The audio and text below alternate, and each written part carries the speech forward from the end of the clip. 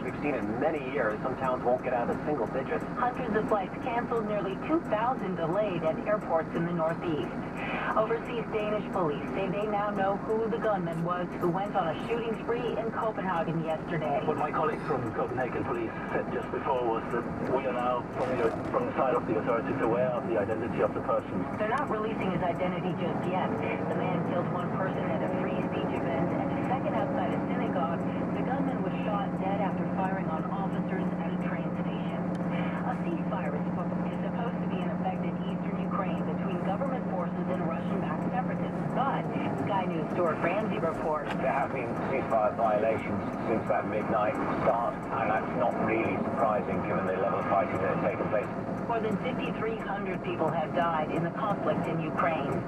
Police say a building that was under construction collapsed and killed 12 people, including 2 children, in India.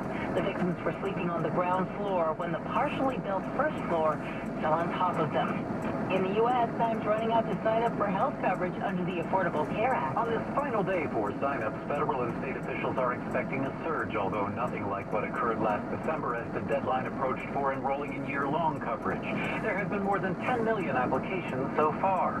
One analysis shows 38 states have exceeded the target set by the Department of Health and Human Services.